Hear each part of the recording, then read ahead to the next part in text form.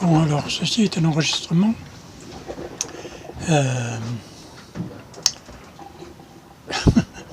C'est un test en fait, parce que j'ai pas préparé grand chose pour ces histoires. Je voulais créer un petit peu on peut dire un dossier, un reportage, c'est des grands mots.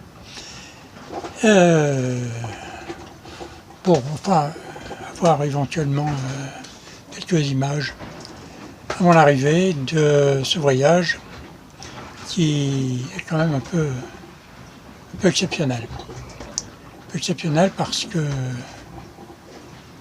bon, c'est un voyage long que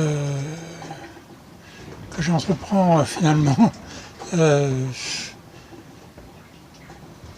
manière peut-être pas très raisonnable et avec un bateau moyennement en état, notamment parce que le moteur fonctionne mal ou même ne fonctionne pas du tout, comme en ce moment. Ce matin j'ai voulu démarrer, j'ai pas réussi.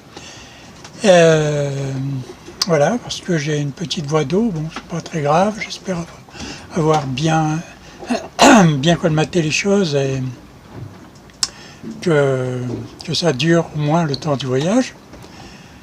Donc le but de ce voyage est à Pataki. C'est un chantier sur une île des Tuamotu. Donc c'est 350 000 ou 350 km dans le nord-est d'Haïti, c'est-à-dire relativement près en définitive, à l'échelle de la Polynésie. Alors, il est possible que je me rende aux Marquises. Honnêtement, pour l'instant, je n'en sais rien parce que je galère pour rejoindre déjà les Galapagos. Enfin, ça va un peu mieux. Je suis parti, donc j'avais une semaine, plus d'une semaine. Après 2 jours sur la petite île de...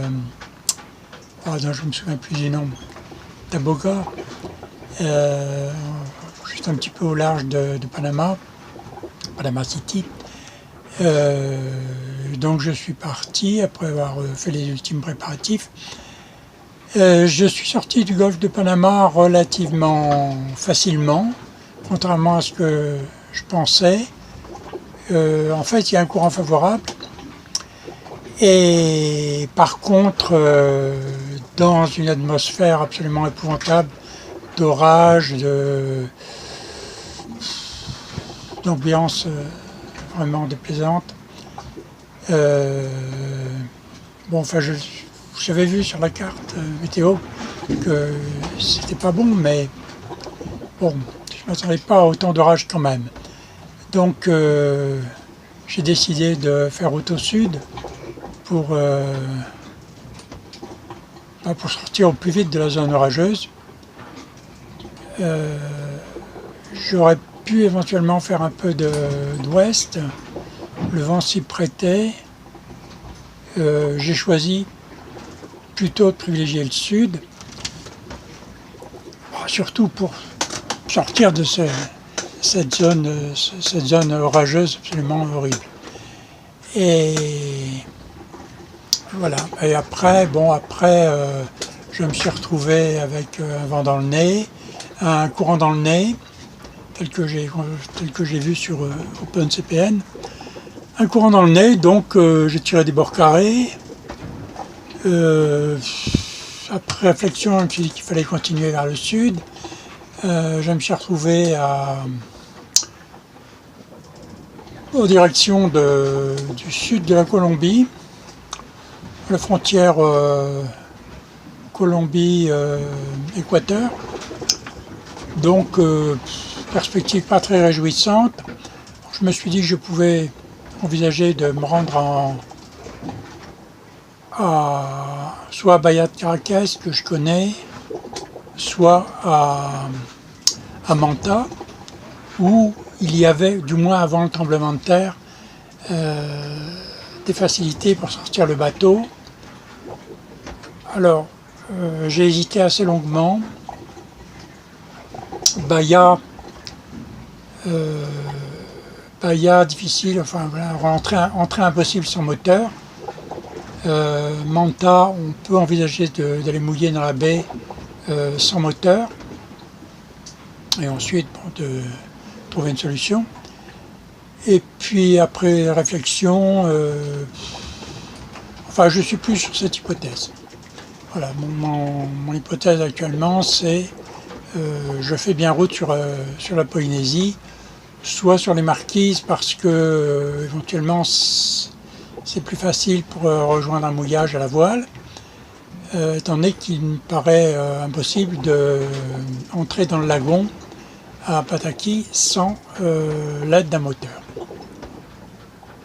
ou d'un remorqueur. Voilà, donc ça c'est la situation. Alors c'est galère, j'ai pas de moteur, j'ai des problèmes d'énergie parce qu'il n'y a pas de soleil. C'est un peu limite, enfin c'est limite à... Alors j'ai quand même la ressource du groupe électrogène, du petit groupe électrogène Honda qui a fonctionné de manière parfaite.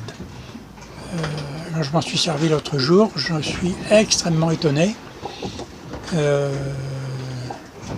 parce que d'une part il n'avait pas tourné depuis longtemps, bon je l'avais fait tourner avant mon départ quand même par sécurité et franchement il a tourné de manière absolument impeccable. J'alimente avec mon chargeur, un petit chargeur à découpage que j'ai et finalement ça permet de charger 10 ampères, ce qui est pas trop mal. Donc voilà.